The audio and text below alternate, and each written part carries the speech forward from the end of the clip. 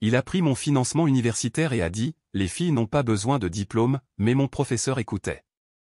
La lettre d'acceptation de l'université tremblait dans mes mains alors que les paroles de mon père s'abattaient comme un boulet de démolition sur mes rêves soigneusement construits. Ton frère a un avenir. Toi, tu te marieras. Et voilà, mon fonds pour les études, la liberté que j'avais gagnée au prix d'innombrables nuits d'études et de service le week-end, était remis à mon frère pour sa 3e chance en cure de désintoxication.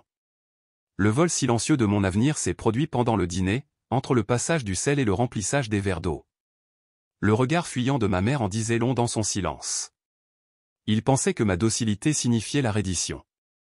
Que mon silence signifiait l'acceptation. Mais ce que mon père n'a pas compris en prenant mon argent, c'est qu'il avait aussi pris le dernier reste de ma loyauté. Et quand ma professeure d'économie a vu le vide derrière mes yeux le lendemain et m'a demandé ce qui n'allait pas, elle ne pouvait pas savoir que son simple acte d'écoute deviendrait le premier domino d'une rébellion qui se préparait depuis 18 ans. Je suis assise à la fenêtre de la bibliothèque principale de l'université de Grey Hill, regardant les feuilles d'automne tomber en spirale sur la cour. Les étudiants se précipitent entre les cours, riant, se disputant, vivant. Le papier dans ma main semble encore irréel. Renouvellement de la bourse d'études intégrale confirmée. Mes doigts tracent le sceau en relief de l'université, et je ne peux m'empêcher de penser, tout cela a failli ne jamais arriver. Mon avenir a été volé avant même que je puisse me battre pour lui. Il y a un an, ma vie était différente. Il y a un an, j'étais Lena Voss, la fille calme et responsable qui faisait tout correctement. Notre maison à Millfield n'était pas grand-chose. Une maison à 2 étages exigus, à la peinture blanche écaillée et aux lattes de plancher qui grinçaient et trahissaient les escapades de minuit. Papa, Conrad Voss, avait hérité de la quincaillerie de son père en ville, le genre d'endroit lentement étranglé par les grandes surfaces. Il compensait ses échecs commerciaux par un contrôle absolu à la maison.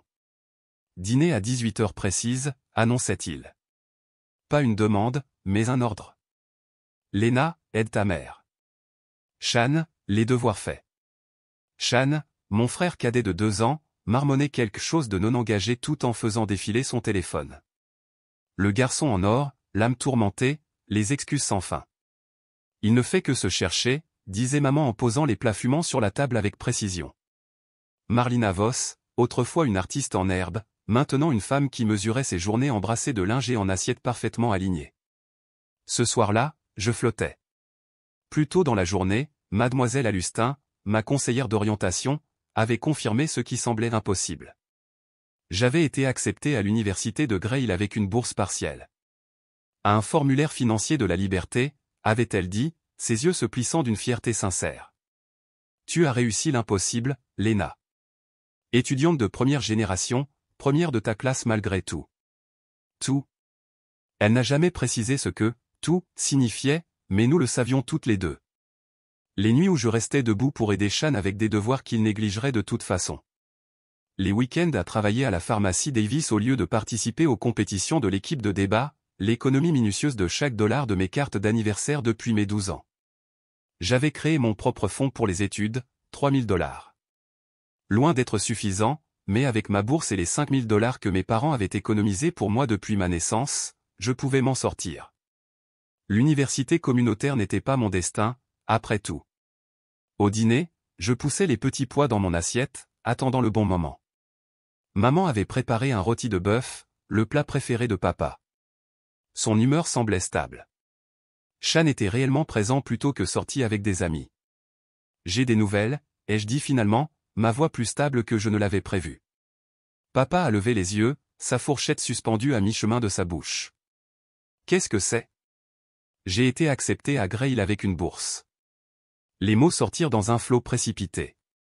Je peux commencer cet automne si nous soumettons les formulaires d'aide financière cette semaine. Le visage de maman s'est brièvement illuminé avant de jeter un coup d'œil à papa. Shan a reniflé. Grey Hill. Papa a posé sa fourchette délibérément. Cet endroit d'arts libéraux à 3 heures d'ici. C'est l'une des meilleures écoles de l'État, ai-je dit. Leur programme d'économie est classé au niveau national. Économie. Il a prononcé ce mot comme la chute d'une blague. Et combien ça coûte ? J'ai exposé mes calculs minutieux, la bourse couvrant 60%, mes économies, le fonds d'études qu'ils avaient commencé pour moi. C'était serré, mais possible. Papa a mâché lentement, méthodiquement. Quand il a finalement parlé, sa voix était neutre. Cet argent a disparu, Léna. La pièce a basculé. Quoi? Ton fonds pour les études. Nous l'avons utilisé. Il a pris une autre bouchée comme s'il discutait de quelque chose de pas plus important que la météo. Utilisé pour quoi? Ma voix était devenue aiguë. Inhabituelle. Papa a jeté un regard à Shan, qui a soudainement trouvé son assiette fascinante. Ton frère a besoin d'aide. D'une aide professionnelle. Et d'un nouveau départ à Westridge Prep le semestre prochain. La quincaillerie ne va pas bien. Tu le sais. Nous avons dû faire des choix. Ma poitrine se serra. Vous avez pris mon argent pour les études pour l'école préparatoire et la cure de désintoxication de Shan? Et la cure de désintoxication, a ajouté doucement maman, sans me regarder dans les yeux. C'était nécessaire, chérie. Shan avait de nouveau été surpris avec des pilules. La troisième fois. Chaque incident étouffé, chaque conséquence disparaissant comme par magie. Mais mon avenir, apparemment, était dispensable. Je travaille depuis des années, ai-je chuchoté, j'économise, je planifie. Et c'est louable. Papa a hoché la tête comme s'il me faisait un grand compliment. Très responsable. Mais ton frère a un avenir. Toi, tu te marieras. Ce n'est que du bon sens. Du bon sens. Comme si mes rêves étaient un luxe frivole, tandis que la 10e chance de Shan était un investissement. Tu peux prendre des cours du soir à l'université communautaire de Millfield si tu le veux vraiment, a continué papa, en attrapant son verre d'eau. Vis à la maison, économise de l'argent. C'est pratique. Pratique. Le mot atterrit comme une gifle. J'ai regardé maman, cherchant le moindre signe de protestation. Mais elle a simplement ajusté sa serviette et a murmuré quelque chose à propos d'aller chercher le dessert. Cette nuit-là, après que tout le monde soit allé se coucher, j'ai confronté papa dans son bureau. Il était assis dans son fauteuil en cuir, ses lunettes de lecture perchées sur son nez, des factures étalées sur le bureau. Vous n'aviez pas le droit, ai-je dit, la voix tremblante. C'était aussi mon argent. Il a levé les yeux, l'irritation traversant son visage. Je suis toujours le parent ici, Léna. Je prends les décisions financières dans cette famille. Mais mon avenir. Sa paume a claqué contre le bureau, me faisant sursauter. Ne mords pas la main qui te nourrit. J'ai maintenu cette famille à flot pendant que le magasin se vide de son argent. Ton frère a besoin d'aide. Soit je l'aide, soit il finira mort ou en prison. C'est ce que tu veux. Bien sûr que non. Mais il n'y a pas de mais ici. Cette discussion est terminée. Je suis resté figé, les larmes brûlant derrière mes yeux mais refusant de couler. Quand je me suis retourné pour partir, maman était dans l'embrasure de la porte, témoin silencieux de mon humiliation. Maman, s'il te plaît, ai-je chuchoté. Elle a doucement touché mon bras. Ne crée pas plus de tension, Léna. C'est décidé. Décidé. Comme si ma vie était un point mineur de l'ordre du jour coché sur une liste. Dans ma chambre, j'ai sorti la lettre d'acceptation de Grail, le papier crémeux à l'entête bleu marine, mon billet de sortie. D'une main tremblante, je l'ai tenu au-dessus de ma poubelle et j'ai craqué une allumette. La flamme a léché le coin, puis a consumé mon avenir dans une vengeance orange vif. Je l'ai regardé brûler complètement avant de laisser tomber les cendres. Les jours suivants se sont confondus. Je me déplaçais dans la maison comme un fantôme, ne parlant que lorsque c'était nécessaire. J'allais à l'école, au travail, je rentrais à la maison. Mécanique, vide. Puis est venu le jour de l'examen. L'examen d'AP Economics, ma matière la plus forte, le test qui déterminerait si je pouvais obtenir des crédits universitaires. Des crédits dont je n'avais plus besoin. J'ai fixé la feuille d'examen, les questions nageant devant mes yeux. Courbe de l'offre et de la demande. Utilité marginale. Des concepts que j'avais maîtrisés, maintenant rendus sans signification. Ma main tremblait en serrant mon crayon. La pièce semblait sans air. 40 minutes après le début de l'examen, j'avais écrit exactement 3 mots. Mon avenir, autrefois si soigneusement tracé sur un graphique de possibilités, était au point mort. Le temps est écoulé, a annoncé M. Reynolds. S'il vous plaît, passez vos copies vers l'avant. J'ai rendu un test presque vierge et j'ai titubé dans le couloir. Mademoiselle Alustin attendait, son expression inquiète. Léna, puis-je te voir dans mon bureau? Je l'ai suivi, hébété, m'effondrant dans la chaise en face de son bureau. Les murs de son bureau étaient couverts de fanions d'université, des rappels colorés des voies d'évasion désormais fermées pour moi. Tu n'es pas là aujourd'hui, a-t-elle dit doucement. Que se passe-t-il? La gentillesse dans sa voix brisa quelque chose en moi. Les mots se sont déversés dans un quasi-murmure. Mon fonds pour les études. La cure de désintoxication de Shan. Le mépris de papa pour mon avenir. Le silence de maman.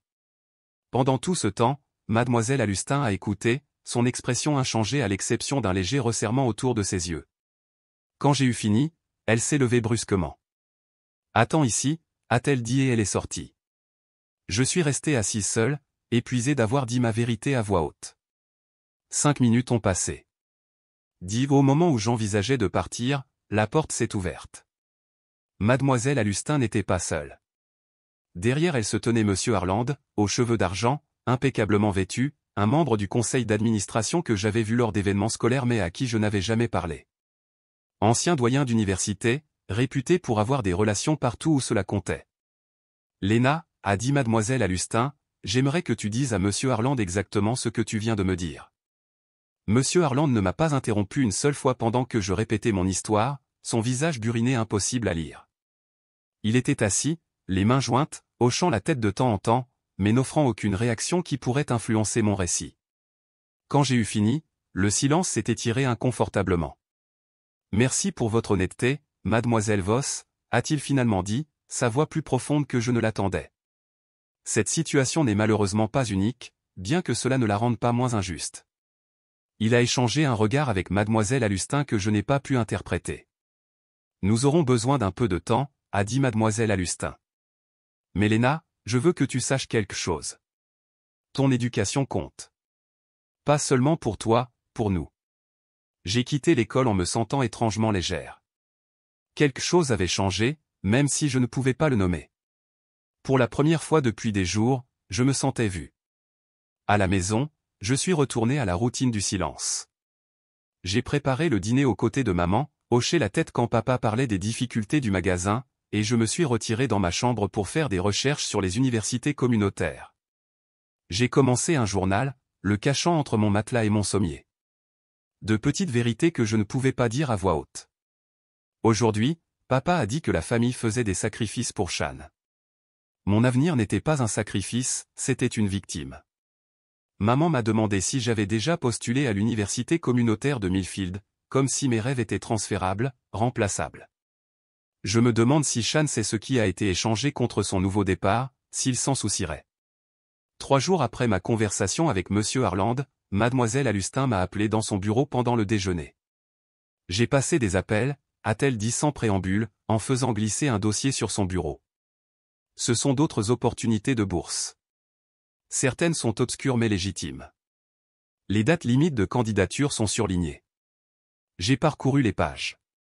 Des noms dont je n'avais jamais entendu parler, la bourse Héritage Whitman, le fonds Eleanor Caldwell pour les femmes en économie, la bourse d'urgence de l'association des anciens élèves de la région est. Ce sont des paris risqués, ai-je dit. Oui, mais il y a aussi ça. Elle a tapoté un document séparé, le fonds de secours des anciens élèves. Il n'est pas publicisé. Il a été créé spécifiquement pour les étudiants dont le soutien familial a été compromis. Pourquoi faites-vous ça, ai-je demandé, la question s'échappant avant que je puisse l'arrêter. Mademoiselle Alustin a enlevé ses lunettes, paraissant soudain plus âgée, plus lasse. Parce qu'il y a 25 ans, j'étais toi. Des circonstances différentes, le même résultat. Personne ne s'est battu pour moi, et j'ai passé ma carrière à m'assurer que cela ne se reproduise plus. J'ai emporté le dossier à la maison et je l'ai caché avec mon journal. Chaque soir, je remplissais une candidature après que tout le monde soit allé se coucher. À chaque dissertation que j'écrivais, à chaque formulaire que je remplissais, la culpabilité me rongeait. Est-ce que je trahissais ma famille? L'éducation valait-elle cette division? Papa semblait penser que j'avais surmonté ça, me tapotant l'épaule au petit déjeuner, commentant que j'étais raisonnable maintenant. 2 semaines après le début de ma campagne secrète, Shan est rentré pour le dîner, une apparition rare. Il était resté chez des amis plus qu'à la maison, ne passant que pour prendre des vêtements propres ou demander de l'argent. Il est entré nonchalamment, vêtu d'une nouvelle veste en cuir, empestant la cigarette. Le fils prodigue est de retour, a annoncé papa, rayonnant comme si Shan avait accompli quelque chose d'extraordinaire en se montrant simplement. Le dîner était la performance habituelle. Papa posant à Shan des questions douces sur ses progrès. Maman empilant de la nourriture supplémentaire dans son assiette. Shan offrant de vagues assurances sur le fait de se reprendre en main. Je poussais ma nourriture, silencieuse. Alors, Serette, a dit Shan, la bouche pleine de purée de pommes de terre, j'ai entendu dire que tu avais pété les plombs à propos de l'université communautaire, en jouant le jeu de la pauvre fille qui fait pitié. Papa a gloussé. Elle a dépassé ça maintenant, n'est-ce pas, Léna? J'ai regardé mon frère, plus mince, les yeux légèrement flous. La nouvelle veste probablement achetée avec ce qui aurait dû être mes frais de scolarité. Pour la première fois, je l'ai vu clairement, pas méchant, juste privilégié, à qui nos parents avaient appris que ses besoins l'emportaient sur tous les autres. Je suis en train de trouver des solutions, ai-je dit prudemment. Voilà ma fille pratique, a dit papa. Le lendemain matin, mademoiselle Alustin m'a tendu une enveloppe. Ma recommandation pour la Fondation Montier. J'ai déjà envoyé l'original. Je l'ai lu dans les toilettes entre les cours, les larmes brouillant les mots. Démontre une résilience exceptionnelle face au rejet systématique de son potentiel. Doué sur le plan académique, mais plus important encore, possède la détermination tranquille qui transforme les obstacles en tremplin. Cet après-midi-là, mon téléphone a sonné à un numéro inconnu. Est-ce bien Léna Voss? Césara m'a dit. J'ai eu votre numéro par mademoiselle Alustin. Le nom m'était vaguement familier. Une ancienne élève, diplômée il y a 3 ans. Elle était allée à Columbia avec une bourse complète. J'ai été dans votre situation une fois, a dit Zara sans préambule. Des détails différents, la même histoire. Des parents qui ont décidé que mon avenir ne valait pas l'investissement. Qu'avez-vous fait, ai-je demandé, me faufilant dans une salle de classe vide pour prendre l'appel. Je m'en suis sorti avec de l'aide. Maintenant, j'aide les autres. Sa voix était neutre. Ta vie ne leur appartient pas, Léna. Reprends-la. Nous avons parlé pendant 1 heure. Elle m'a expliqué comment fonctionnait la Fondation Montier, m'a coaché sur ce qu'il rechercherait, m'a aidé à peaufiner ma déclaration personnelle. Pour la première fois, je sentais que j'avais des alliés, des gens qui comprenaient ce qui était en jeu. Ce soir-là, alors que je sortais les poubelles, papa m'a appelé dans son bureau. Sur son bureau se trouvait un reçu que j'avais accidentellement laissé dans la cuisine. La confirmation d'une soumission de candidature à une bourse. Qu'est-ce que c'est, a-t-il demandé, les yeux plissés. Une candidature pour une bourse. Inutile de mentir. Après tout ce dont nous avons discuté? Après tous les ajustements que nous avons faits en tant que famille. Vous avez fait les ajustements, papa. Je n'ai jamais été d'accord. Son visage s'est assombri. C'est comme ça que tu nous rembourses? En agissant en douce? Avec de l'ingratitude? Peut-être qu'il est temps que je coupe tout. Ton téléphone, tes privilèges de voiture. Puisque tu es si déterminé à suivre ton propre chemin, quelque chose a craqué en moi. Vous l'avez déjà fait, ai-je dit, ma voix stable. Vous avez coupé mon avenir sans même me demander. Qui a-t-il d'autre à prendre? Il s'est levé de sa chaise, le visage rouge.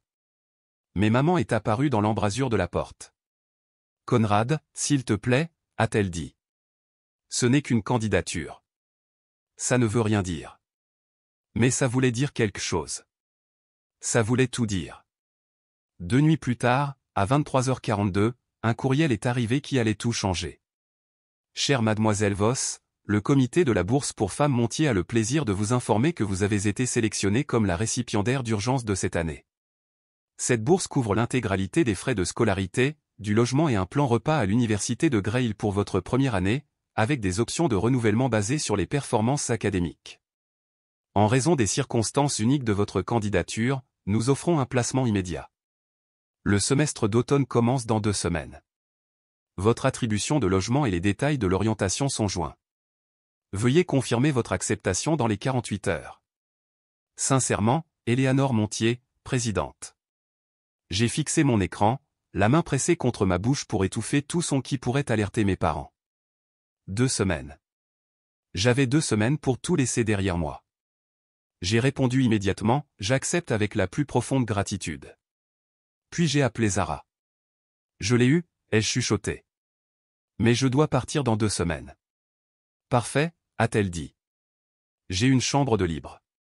Tu peux rester avec moi jusqu'à ce que ton dortoir soit prêt. Commence à ne prendre que l'essentiel. Je te recontacterai demain avec les détails. Cette nuit-là, je n'ai pas dormi. Je suis resté éveillé, le cœur battant, planifiant mon évasion de la vie qui était soudainement devenue trop petite pour me contenir. J'ai commencé à rassembler mes essentiels le lendemain, passeport, acte de naissance, carte de sécurité sociale et des documents dont j'aurais besoin pour ma nouvelle vie. Je les ai glissés dans une enveloppe manie et je les scotchais sous le tiroir de mon bureau. Les vêtements sont allés dans des sacs poubelles cachés au fond de mon placard pour être transférés dans ma valise le jour du départ.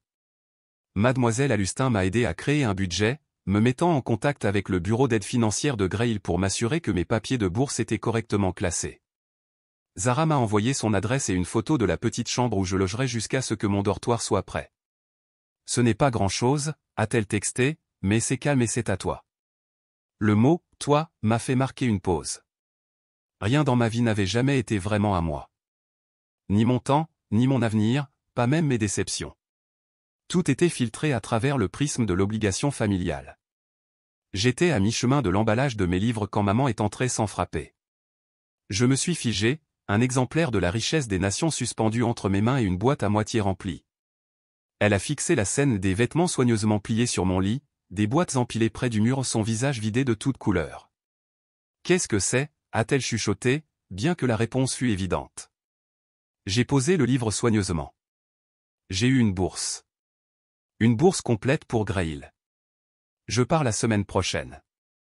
La semaine prochaine ? Elle est entrée dans la pièce, regardant mes affaires comme si elle les voyait pour la première fois. Tu ne peux pas simplement partir. Je le peux et je le fais. Maman s'est affaissée sur mon lit, dérangeant les piles de vêtements bien ordonnées. Tu vas détruire cette famille si tu pars. Ton père, il est sous une pression énorme. Le magasin, le traitement de Shan. Ce n'est pas moi qui ai détruit quoi que ce soit, ai-je dit doucement. Papa a pris mon avenir et l'a redonné à Shan. C'était son choix. Ceci est le mien. Elle m'a regardé alors, m'a vraiment regardé, peut-être pour la première fois depuis des années. Je m'attendais à de la colère, des accusations. Au lieu de cela, ses yeux se sont remplis d'une tristesse lointaine. Sans un mot de plus, elle s'est levée et est sortie. Pas de câlin, pas de soutien, juste le doux clic de ma porte se fermant. Ce soir-là au dîner, le silence était assourdissant. Shan était absent comme d'habitude. Papa a parlé d'un problème de fournisseur au magasin. Maman passait les plats machinalement. Je mangeais de petites bouchées, ne goûtant rien. De bonnes nouvelles à propos de Shan, a annoncé papa en remplissant son verre d'eau. Son conseiller dit qu'il fait de vrais progrès. L'école préparatoire lui garde une place pour le semestre de printemps. Il a levé son verre. Office qui nous rend fiers. Maman a souri faiblement et a levé son verre. J'ai fixé la table, mon verre d'eau intact. Après le dîner, je me suis retiré dans ma chambre et j'ai écrit une lettre, ni en colère, ni amère, juste honnête. Chère maman, papa et Shan, au moment où vous lirez ceci, je serai parti. J'ai reçu une bourse complète pour l'université de Grail. Les cours commencent la semaine prochaine. Je ne pars pas pour vous faire du mal. Je pars parce que rester me ferait plus de mal. Quand vous avez pris mon fonds pour les études sans demander, sans même me le dire jusqu'à ce qu'il ait disparu, vous avez clairement montré où je me situe dans cette famille. En deuxième place, toujours. Je suis plus que ce que vous m'avez permis d'être. J'ai besoin de découvrir qui est cette personne. Je ne vous déteste pas, mais je ne peux pas continuer à me faire petite pour que tout le monde soit à l'aise. Plus maintenant. J'appellerai quand je serai installé. Léna. J'ai scellé l'enveloppe et je l'ai posée sur mon bureau où il la trouverait après mon départ. Le matin de mon départ est arrivé avec un pâle soleil de septembre. J'avais à peine dormi, à l'écoute de tout mouvement dans la maison. À 5 heures du matin, j'ai envoyé un texto à Zara, prête. 20 minutes plus tard, sa réponse est arrivée, dehors. J'ai descendu ma valise et 2 boîtes par les escaliers, en faisant attention à éviter la 3e marche qui grinçait. La maison respirait autour de moi. Mur familier, ombre familière. Pendant un instant, le doute s'est insinué. Étais-je en train de faire une erreur? La liberté valait-elle ce prix? Puis je me suis souvenu des mots de papa, ton frère a un avenir. Toi, tu te marieras. Comme si ma valeur ne pouvait être mesurée qu'en relation avec les autres. Comme si mes rêves étaient jetables. J'ai placé ma lettre bien en évidence sur la table de la cuisine, j'ai jeté un dernier regard autour de moi et je suis sorti par la porte d'entrée. La Honda cabossée de Zara tournait au ralenti au bord du trottoir, ses phares faibles dans le brouillard matinal. Mademoiselle Alustin était assise sur le siège passager, le visage solennel mais les yeux brillants. « Tu as réussi » a-t-elle dit alors que j'approchais. De justesse, ai-je répondu, ma voix étonnamment stable. Nous avons chargé mes maigres affaires dans le coffre. Je suis monté sur la banquette arrière, le cœur battant contre mes côtes. Alors que Zara s'éloignait du trottoir, je me suis retourné pour un dernier regard sur la maison. Aucune lumière ne s'était allumée. Personne n'avait suivi. Ça devient plus facile, a dit Zara, croisant mon regard dans le rétroviseur. Pas tout de suite, mais ça l'est. Le trajet jusqu'à l'appartement de Zara a duré 40 minutes. Nous avons roulé en silence, la radio jouant doucement, une chanson indie sur le fait de briser les chaînes et de trouver la lumière. Approprié. Son appartement était au 3e étage d'un vieil immeuble en briques près de l'université. Une chambre, plus une véranda convertie où je logerais. L'espace était petit mais rempli de plantes, de livres et de coussins colorés. Ça sentait le café et la cannelle. Bienvenue chez toi, a dit Zara, en laissant tomber ma valise près d'un futon recouvert d'un couvre-lit bleu vif. Jusqu'à ce que ton dortoir soit prêt. C'est parfait, ai-je dit, et je le pensais. La chambre avait de grandes fenêtres donnant sur un petit parc. La lumière du soleil filtrait à travers le parquet. Plus important encore, ce n'était pas la maison de mes parents. Mademoiselle Alustin m'a aidé à déballer pendant que Zara préparait le petit déjeuner. Pour la première fois depuis des semaines, je me sentais respirer normalement et des respirations profondes et pleines au lieu des halètements superficiels et anxieux qui étaient devenus ma norme. Je devrais aller à l'école, a dit mademoiselle Alustin en regardant sa montre. L'orientation commence lundi. Tu as ton emploi du temps. J'ai hoché la tête, sortant le courriel imprimé de Grail. Bien. Elle a hésité, puis m'a serré dans une étreinte forte. Je suis fier de toi, Léna. Il a fallu du courage. Après son départ, Zara et moi nous sommes assises à sa petite table de cuisine en mangeant des œufs brouillés et du pain grillé. Le premier jour est le plus difficile, a-t-elle dit, en versant plus de jus d'orange dans mon verre. Au 3e jour, tu auras l'impression d'être ici depuis toujours. Tes parents t'ont-ils déjà pardonné, ai-je demandé. Elle a réfléchi à cela, la tête penchée. Mon père ne m'a pas parlé depuis 4 ans. Ma mère appelle pour mon anniversaire. Ils ont fait leur choix. J'ai fait le mien. Elle a haussé les épaules. Certaines relations ne peuvent pas plier sans se briser. Mon téléphone a vibré. Un texto de maman. Où es-tu? J'ai éteint mon téléphone sans répondre. Lundi est arrivé avec une vitesse surprenante. Zara m'a prêté un blazer d'aspect professionnel pour mon premier jour et m'a conduite au campus. L'université de Grail s'étendait sur des pelouses manucurées et des sentiers bordés d'arbres, des bâtiments historiques entrecoupés de structures modernes en verre. Les étudiants affluaient vers la cour centrale, riant, s'appelant les uns les autres, complètement inconscients que toute ma vie venait de se transformer. Mon premier cours était une introduction à la macroéconomie à Thomson Hall. J'ai trouvé une place près du fond, le cœur battant, les paumes moites. La professeure, Dr Whitman, était une femme grande aux cheveux gris courts et aux yeux intenses. Elle parlait avec passion des systèmes économiques, des défaillances du marché, des mains invisibles. Je prenais des notes furieuses, craignant de manquer un seul mot. C'était surréaliste, d'être assise dans une vraie salle de classe universitaire, traitée comme une adulte avec des idées dignes d'être entendue. Personne ne connaissait mon histoire. Personne ne me voyait comme Léna Voss, la fille responsable qui prenait soin de tout le monde. Ici, j'étais juste une autre étudiante de première année avec un avenir qui s'étendait devant moi. Alors que je traversais le campus pour mon cours suivant, mon téléphone a vibré de notifications. Je l'ai rallumé, me préparant à des messages de colère de papa. Au lieu de cela, j'ai trouvé quelque chose de pire. Un message d'un forum de potin local de Millfield m'avait été envoyé par 3 camarades de lycées différents. Une adolescente locale abandonne sa famille après la crise de santé de son frère. Le message anonyme détaillait comment je m'étais égoïstement enfui à l'université pendant que mon frère en difficulté se battait pour sa guérison. Il décrivait mes parents comme étant le cœur brisé et trahi. Chaque détail était juste assez tordu pour me faire passer pour la méchante. J'ai su immédiatement qu'il avait écrit. La formulation de papa était reconnaissable entre toutes. Tourner le dos à ses obligations familiales était sa critique préférée pour quiconque se donnait la priorité. Mes mains tremblaient en lisant les commentaires. Certaines personnes me défendaient, mais d'autres en rajoutaient, me traitant d'égoïste, d'ingrate, de froide. Le message avait été partagé des dizaines de fois. Le drame de petite ville dans toute sa splendeur. Pendant un instant, la honte m'a envahi. Le sentiment familier que j'avais fait quelque chose de mal en me choisissant. Puis la colère l'a remplacée, chaude et clarifiante. Ils avaient pris mon argent, mes rêves, et maintenant ils essayaient de prendre ma réputation. J'ai ouvert mes courriels et j'ai commencé à taper un message à Mademoiselle Alustin. Vous avez dit un jour que j'étais à un formulaire financier de la liberté. Vous aviez tort. La liberté m'a coûté beaucoup plus. Ma famille, ma maison, mon passé. Mais ce que vous m'avez donné valait même ce prix. Vous n'avez pas seulement sauvé mon éducation. Vous m'avez sauvé. Merci d'avoir cru que je valais la peine qu'on se batte pour moi. J'ai appuyé sur envoyer, puis j'ai bloqué le forum de Potin sur mon téléphone. J'avais des devoirs d'économie à faire, un avenir à construire, une vie à revendiquer comme la mienne.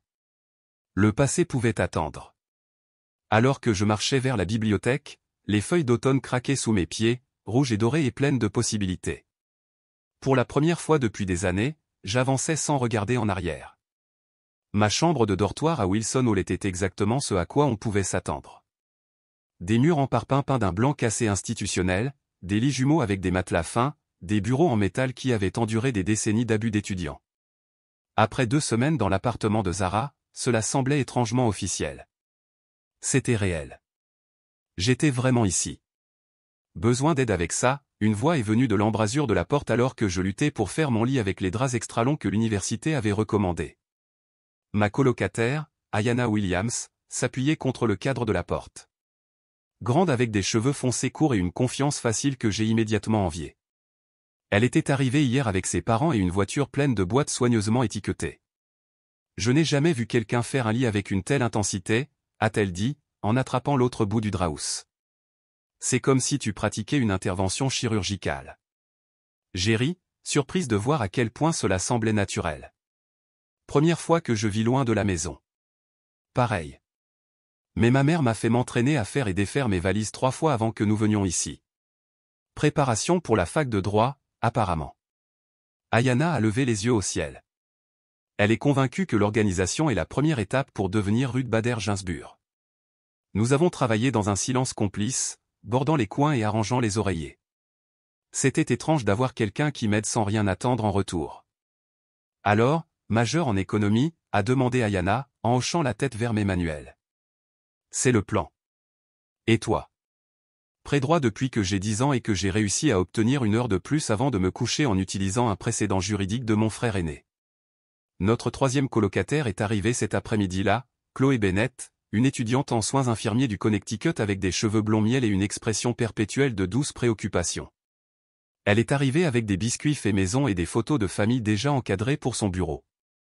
Ma mère a dit, le premier jour, les amis deviennent la famille, a-t-elle annoncé, en disposant les biscuits sur une assiette, alors autant commencer par du sucre. Cette nuit-là, nous étions assises toutes les 3 en tailleur sur le sol de la chambre de dortoir, partageant des histoires entre 2 bouchées de biscuits.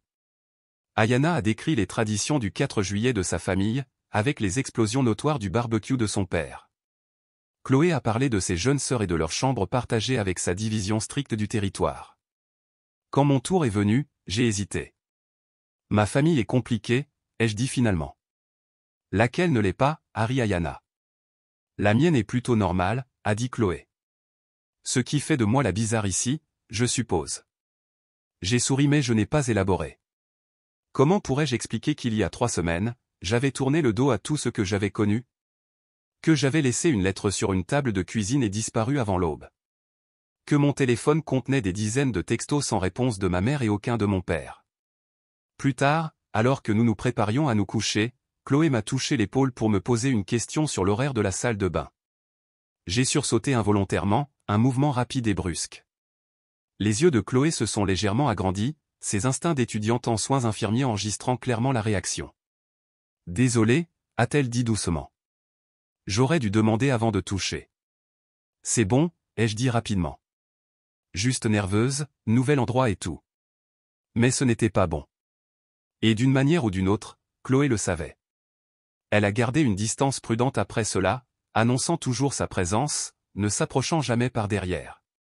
De petites courtoisies dont je n'avais pas réalisé que j'avais besoin. Dans ma 2e semaine, j'ai découvert que l'université offrait des services de conseil gratuits. 6 séances avec un étudiant diplômé en psychologie, sans poser de questions. Je me suis inscrite sans trop y penser, curieuse plus qu'autre chose. Ma conseillère était une femme nommée Diane avec des cheveux striés d'argent et des lunettes à monture métallique.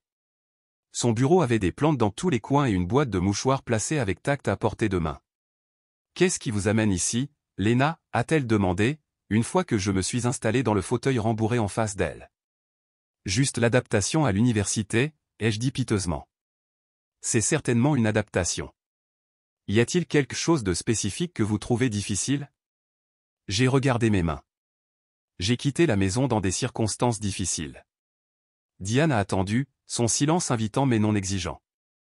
Mon père a pris mon fonds pour les études pour payer la cure de désintoxication de mon frère.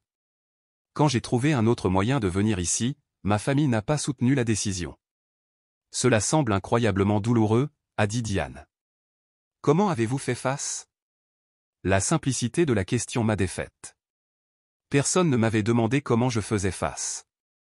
On m'avait demandé ce qui s'était passé, ce que je prévoyais de faire, quel cours je suivais, mais pas comment je gérais le séisme émotionnel qui avait englouti mon ancienne vie. Je ne suis pas sûr, ai-je admis. Certains jours, je me sens libre. D'autres jours, j'ai l'impression d'avoir fait quelque chose de terrible.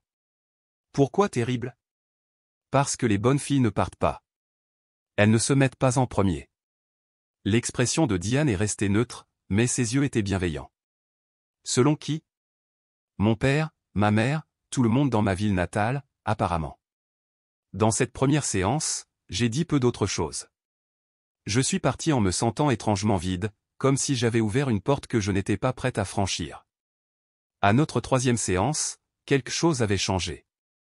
Alors que je décrivais la nuit où mon père a annoncé qu'il avait pris mon fonds pour les études, les larmes sont venues. Pas les larmes contrôlées et silencieuses que je m'étais permises en privé, mais des sanglots laids et haletants qui semblaient monter de quelque part d'ancien en moi. Il m'a fait me sentir petite, ai-je étouffé. Si petite que je ne demanderais pas plus. Si petite que je serais reconnaissante pour les miettes d'approbation qu'il offrait. Diane m'a tendu des mouchoirs. Et votre mère ? La question a atterri comme une pierre. Elle regardait. Elle a toujours juste regardé. En parlant de ma mère, des souvenirs ont refait surface, des fragments que j'avais enfouis. Marlina pleurant derrière la porte verrouillée de la salle de bain. La manière prudente dont elle s'arrangeait à la table du dîner, prenant un minimum de place. Comment elle sursautait quand mon père élevait la voix, une réaction si familière que j'avais cessé de la remarquer. Elle était piégée, elle aussi, ai-je réalisé à voix haute. Mais elle l'a laissé me faire la même chose. Parfois, les gens qui se noient ne peuvent pas sauver les autres, a dit Diane doucement. Mais c'était ma mère, ai-je chuchoté. Elle était censée me protéger. Oui, a acquiescé Diane. Elle l'était. Ces simples mots, une reconnaissance de ce qui aurait dû être, ont brisé quelque chose en moi. Je ne pouvais plus excuser le silence de ma mère. Je ne pouvais plus prétendre qu'il ne m'avait pas blessé aussi profondément que les actions de mon père. Octobre a apporté les examens de mi-session et les premiers frissons de l'automne. Je me suis plongé dans les études, reconnaissante de l'excuse légitime de me concentrer sur autre chose que mes liens familiaux fracturés. Ayana et moi avons formé un groupe d'études avec 2 autres étudiants en économie, passant de longues nuits à la bibliothèque, alimentés par le café des distributeurs automatiques et une anxiété partagée. Un mardi soir, mon téléphone s'est allumé avec un nom que j'avais évité, Jason Miller, mon ancien partenaire de laboratoire et l'une des rares personnes de Millfield avec qui je textais encore occasionnellement. « Tu as entendu pour Shan ?» Mon estomac s'est noué. Non. Qu'est-il arrivé ? Arrêté à la fête de Taylor Burke. Agression. Assez grave. J'ai fixé l'écran, attendant le flot familier de responsabilité. Le besoin de réparer, d'aider, de remettre les choses en ordre. Il n'est pas venu. Au lieu de cela, j'ai ressenti une étrange tristesse détachée. L'autre personne va bien, ai-je finalement tapé. Oui, Brad Wilson, nez cassé. Sean était ivre-mort. Bien sûr qu'il l'était. La cure de désintoxication que mon avenir avait payée n'avait pas duré longtemps. Merci de me l'avoir dit, ai-je écrit. Ton père devient fou. Il dit à tout le monde que Sean a été provoqué. Tu vas bien? La question m'a prise au dépourvu. Personne de la maison ne m'avait demandé si j'allais bien. On m'avait demandé quand je revenais, pourquoi j'étais parti, comment j'avais pu faire ça à ma famille, mais pas comment j'allais. Je vais bien, ai-je répondu. C'est un autre monde ici. Content que tu sois sorti, a écrit Jason. J'ai toujours su que tu le ferais. Cette nuit-là, je n'ai pas pu dormir. Je n'arrêtais pas de penser à Sean, son sourire facile, la façon dont il pouvait charmer n'importe qui quand il le voulait. Comment il m'avait appris à faire du vélo quand nous étions enfants. Avant l'alcool, avant les pilules, avant qu'il ne devienne le soleil autour duquel notre famille tournait, tandis que je devenais la lune fiable, définie uniquement par la lumière réfléchie. Mon père le défendrait, trouvant encore des excuses, organisant des deuxièmes, troisième et quatrième chances. Ma mère préparait les plats préférés de Sean, parlant sur des tons apaisants, prétendant que tout irait bien si nous ne parlions pas des problèmes. Et j'étais ici, dans un lit de dortoir étroit, entouré de manuels et de nouveaux amis et de possibilités qui n'avaient rien à voir avec le nettoyage du désordre de quelqu'un d'autre. La prise de conscience était à la fois terrible et libératrice. Je ne pouvais pas les sauver. Je ne pouvais pas les réparer. Et pour la première fois, j'ai compris que je ne le voulais pas. La semaine suivante, j'ai reçu un courriel du professeur Layton, qui enseignait un cours populaire de podcast sur le campus.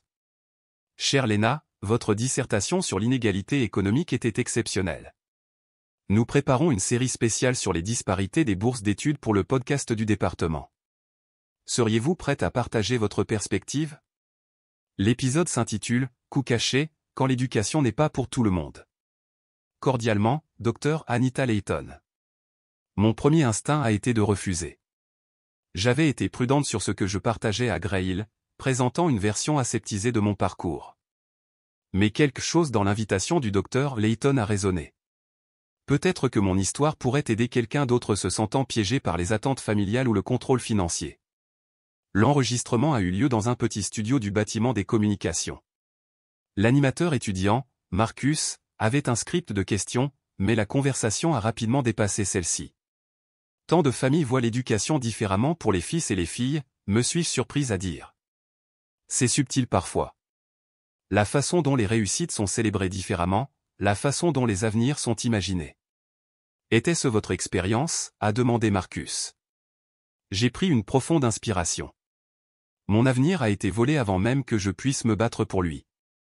Mon fonds pour les études a été pris pour la cure de désintoxication et l'école préparatoire de mon frère parce que, selon les mots de mon père, ton frère a un avenir. Toi, tu te marieras. Les mots sont restés en suspens, bruts et indéniables. Comment êtes-vous arrivé ici alors, a demandé Marcus. J'ai pensé à Mademoiselle Alustin, Monsieur Harland, Zara. Les alliés improbables qui étaient apparus quand j'en avais le plus besoin. Quelqu'un n'a écouté, ai-je dit simplement. Quelqu'un a cru que je méritais l'avenir pour lequel j'avais travaillé. Le podcast, intitulé « Mon avenir a été volé », a été publié le lundi suivant. Le mercredi, il avait été téléchargé plus de 5000 fois. Le bulletin d'information de l'université a repris l'histoire. La Fondation Montier m'a contacté pour présenter ma photo sur leur site web avec une légende, la résilience est plus forte que la tradition. Soudain, les gens me reconnaissaient sur le campus. Des inconnus m'envoyaient par courriel leurs propres histoires de contrôle financier familial. Une étudiante de deuxième année m'a approché dans la salle à manger pour me dire que mon podcast lui avait donné le courage d'affronter ses parents au sujet du traitement inégal qu'il réservait à elle et à son frère. L'attention était inconfortable mais étrangement valorisante. Pendant si longtemps, j'avais porté le dysfonctionnement de ma famille comme un secret honteux. Le dire à voix haute l'avait transformé de quelque chose que je devais cacher en quelque chose qui pourrait réellement aider les autres. Un matin pluvieux de novembre, j'ai vérifié mes courriels pour trouver un message de ma mère. La première communication directe depuis mon départ. Tu me manques. Ton père ne sait pas que j'ai écrit ça. 5 mots et un secret. Une minuscule rébellion d'une femme qui avait passé des décennies à faire des compromis. J'ai fixé l'écran, ne sachant pas quoi ressentir. Une partie de moi voulait répondre immédiatement, saisir ce fil de connexion fragile. Une autre partie a reculé, se souvenant de son silence quand j'avais le plus besoin de sa voix. J'ai sauvegardé le courriel mais je n'ai pas répondu. Je n'étais pas prête. Cette même semaine, j'ai passé un entretien pour un poste d'assistante de recherche avec le docteur Colloin, une professeure invitée étudiant la mobilité économique. Le poste fournirait une petite allocation et une expérience précieuse pour mon curriculum vitae. Votre candidature était assez convaincante, a dit le docteur Colloin alors que j'étais assise en face d'elle, essayant de ne pas gigoter, particulièrement votre essai sur le contrôle économique intergénérationnel comme forme de pouvoir domestique. Mon visage s'était chauffé. J'avais écrit cet essai dans un élan de clarté nocturne après une séance de thérapie particulièrement intense. Merci, ai-je réussi à dire. Je suis curieuse. Pourquoi êtes-vous attiré spécifiquement par l'économie? Beaucoup d'étudiants avec vos intérêts choisissent la sociologie ou les sciences politiques. La question m'a fait marquer une pause. Pourquoi l'économie? La réponse a émergé avec une clarté surprenante. Je voulais comprendre les systèmes qui donnent à certaines personnes le pouvoir sur d'autres, ai-je dit. Et je voulais avoir le genre de connaissances que personne ne pourrait m'enlever. Le docteur Colloin m'a étudié un instant, puis a hoché la tête. Le poste est à vous si vous le voulez. Nous commençons la semaine prochaine. Alors que le semestre touchait à sa fin, Mademoiselle Alustin m'a envoyé un courriel pour m'informer qu'elle prenait sa retraite. Après 30 ans à guider les étudiants vers leur avenir, elle embrassait le sien. Tu as été ma dernière promesse à moi-même, a-t-elle écrit. M'assurer qu'une fille de plus s'en sorte. Je ne pourrais pas être plus fier de la façon dont tu as saisi cette opportunité. En pièce jointe au courriel, il y avait une photo de Mademoiselle Alustin debout à côté d'un camion de déménagement, souriant largement. Elle partait en Oregon pour vivre près de sa fille. Un nouveau chapitre pour elle aussi. J'ai imprimé la photo et je l'ai épinglée sur mon tableau d'affichage, un rappel que la liberté pouvait venir à tout âge, qu'il n'était jamais trop tard pour se choisir. Les producteurs du podcast m'ont demandé si je serais d'accord pour enregistrer un épisode de suivi, quelque chose de plus personnel. Après réflexion, j'ai accepté, mais à une condition, je voulais lire la lettre que j'avais laissée à ma famille. Le jour de l'enregistrement, mes mains tremblaient en dépliant le papier. Je ne l'avais pas regardé depuis ce matin d'avant l'aube où je l'avais posé sur la table de la cuisine et était parti. C'est la lettre que j'ai laissée derrière moi, ai-je dit dans le microphone. Je ne l'ai jamais lue à voix haute auparavant. Ma voix a tremblé sur la première ligne mais s'est raffermie au fur et à mesure. À chaque mot, je récupérais un morceau de moi-même. Non pas la fille obéissante que j'avais été formée à être, mais la femme que je devenais, forte, certaine, libre. Quand j'ai eu fini, le silence a rempli le studio. Puis Marcus a dit doucement, « Merci d'avoir partagé ça. » En rentrant à mon dortoir à travers la neige tourbillonnante de décembre, j'ai réalisé que quelque chose avait changé. Le poids que j'avais porté depuis mon départ, la culpabilité, le doute, la peur s'était allégé.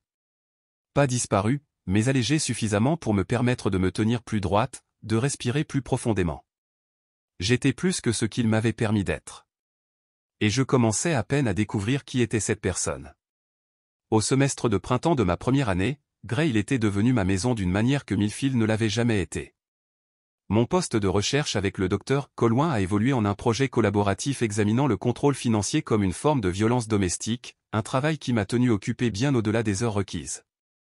Ma moyenne générale m'a placé sur le tableau d'honneur du doyen, et j'avais été invité à rejoindre la société d'honneur en économie bien que n'étant qu'en première année.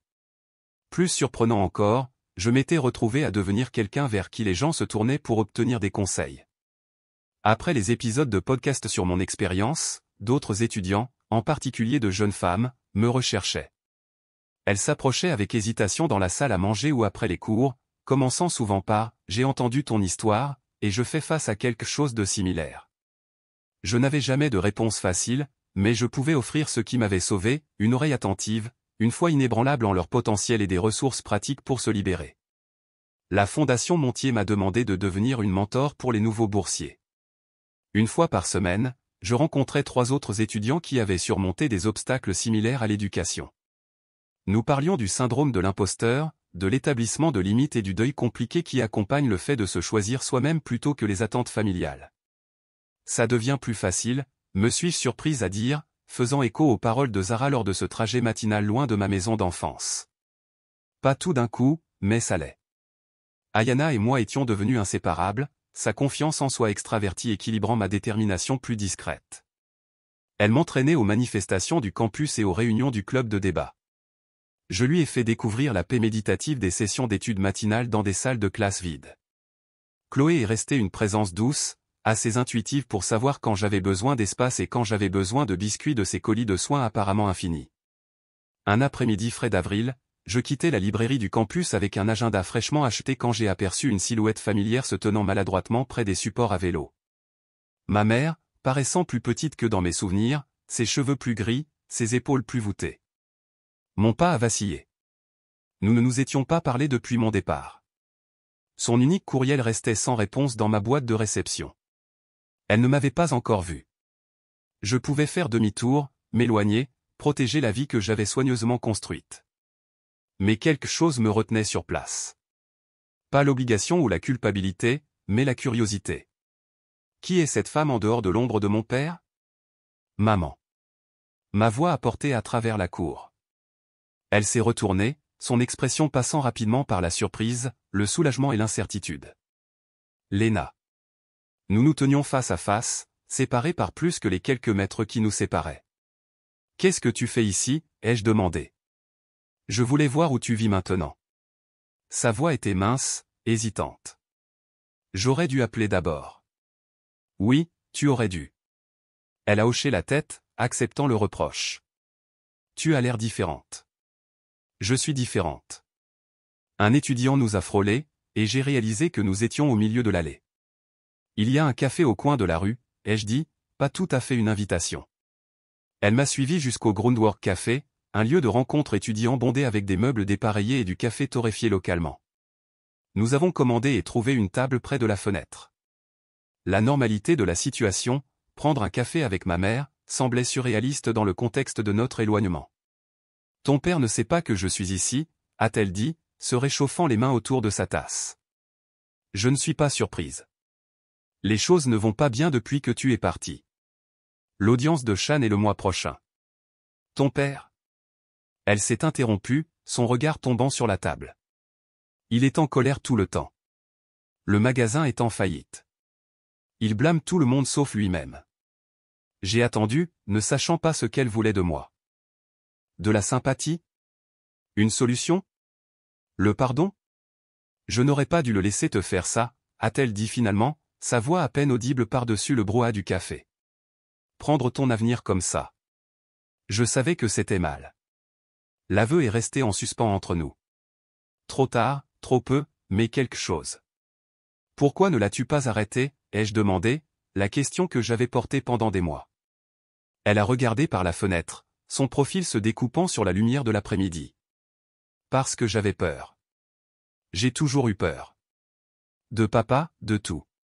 D'être seul, de faire le mauvais choix. Ses yeux ont rencontré les miens. De finir comme ma mère, divorcée, en difficulté, amère. Alors au lieu de ça, tu l'as laissé tout contrôler, y compris moi. Elle a tressailli mais n'a pas nié. Oui. Nous sommes restés assis en silence, le poids de son aveu s'installant entre nous. J'avais imaginé cette conversation d'innombrables fois, parfois avec rage, parfois avec une réconciliation larmoyante. La réalité était plus désordonnée, plus sobre. Je suis désolé, Léna. Sa voix s'est brisée. Je t'ai laissé tomber. Quelque chose a bougé dans ma poitrine. Pas le pardon exactement, mais la reconnaissance. Pour la première fois, ma mère me voyait clairement, reconnaissant le mal fait plutôt que de le minimiser. Oui, ai-je dit. Tu l'as fait. Les larmes ont rempli ses yeux, mais je ne pouvais pas la réconforter. Pas encore. Peut-être jamais. Mais je ne me suis pas laissé tomber moi-même, ai-je continué. Je suis parti. Je construis quelque chose ici, et c'est assez pour moi. Elle a hoché la tête, essuyant ses yeux avec une serviette. Tu es plus forte que je ne l'ai jamais été. Nous avons fini notre café en silence. Alors que nous nous levions pour partir, elle a fait un mouvement comme pour me serrer dans ses bras, puis s'est arrêtée. « Je peux t'appeler un de ces jours ?» a-t-elle demandé. « Je ne sais pas » ai-je répondu honnêtement. « Peut-être. » « Pas encore. » Nous nous sommes quittés sans conclusion, mais sans haine. Un début, peut-être, mais à mes conditions cette fois. 2 semaines plus tard, Ayana a fait irruption dans notre chambre, le visage rouge d'émotion. « C'est quoi ce bordel, Léna ? Pourquoi tu ne m'as rien dit ?» Elle m'a tendu son téléphone. Sur l'écran, il y avait un article du bulletin d'information du campus, une étudiante de première année en économie nommée lauréate du prix d'excellence Harland de première année. Sous le titre, il y avait mon nom. Je ne savais pas, ai-je dit sincèrement. C'est quoi le prix Harland ? Seulement le prix académique le plus prestigieux pour les étudiants de première année. Frais de scolarité complet pour la 2e année plus une allocation de recherche. Il n'en donne qu'un par an. Elle s'est affalée sur son lit. Ma colocataire est brillante et ne le sait même pas. La cérémonie de remise des prix a eu lieu lors du gala de fin d'année dans le grand hall historique de l'université. Je portais une robe empruntée à Chloé et j'étais assise entre Ayana et le docteur Collouin, n'arrivant toujours pas à croire que j'avais été choisi. Quand mon nom a été appelé, j'ai marché jusqu'au podium sur des jambes tremblantes. Monsieur Harland lui-même attendait, ses cheveux argentés brillant sous les lustres, son expression aussi mesurée qu'elle l'avait été le jour où il avait entendu mon histoire pour la première fois dans le bureau de mademoiselle Alustin. « Félicitations, mademoiselle Voss », a-t-il dit en me tendant une plaque gravée. Alors que nous posions pour une photo, il s'est penché près de moi et a chuchoté « Vous avez fait en sorte que chaque risque que nous avons pris en vaille la peine. » Plus tard cette semaine-là, le département des communications de l'université m'a contacté. Il voulait financer une 2e saison du podcast sur lequel j'étais apparu, cette fois entièrement axé sur les disparités d'accès à l'éducation. Ils m'ont offert une allocation pour co-animer. « Vous avez une voix convaincante », a expliqué le chef de département. « Les gens écoutent quand vous parlez. » Ma première invitée était Zara, qui avait récemment obtenu son diplôme de Columbia avec mention et accepté un poste dans une organisation à but non lucratif axée sur l'équité en éducation. « La boucle est bouclée », a-t-elle dit quand je l'ai appelée pour l'inviter. De la fille fuyant dans ma Honda à l'animatrice de podcast qui m'interviewe. « Je suis fier de toi, Léna. » La nuit précédant notre session d'enregistrement, j'ai reçu un texto de ma mère. Shan a fui l'État. A manqué l'audience. Ton père demande si tu as eu de ses nouvelles. En as-tu eu ? Je n'en avais pas eu. Je n'avais pas parlé à Shan depuis avant de quitter la maison. Le numéro de mon père est apparu sur mon téléphone quelques minutes plus tard. Je l'ai fixé, le cœur battant, puis j'ai refusé l'appel et bloqué le numéro. Quelle que soit la crise que Shan avait créée cette fois, ce n'était pas ma responsabilité de la résoudre. Dans ma dernière séance de thérapie du semestre, j'ai parlé à Diane du blocage de l'appel de mon père. « Comment vous êtes-vous senti » a-t-elle demandé. Effrayé, ai-je admis. Puis soulagé. Puis triste. J'ai réfléchi à la question. Avant, je me sentais coupable de me choisir. Maintenant, je me sens coupable de ne l'avoir jamais fait. Diane a souri. C'est un progrès significatif, Léna. Cette nuit-là, j'ai retrouvé la lettre que j'avais laissée à ma famille, celle que j'avais lue à voix haute sur le podcast. Je l'ai relue, frappé par la façon dont ma perspective avait changé en seulement 8 mois.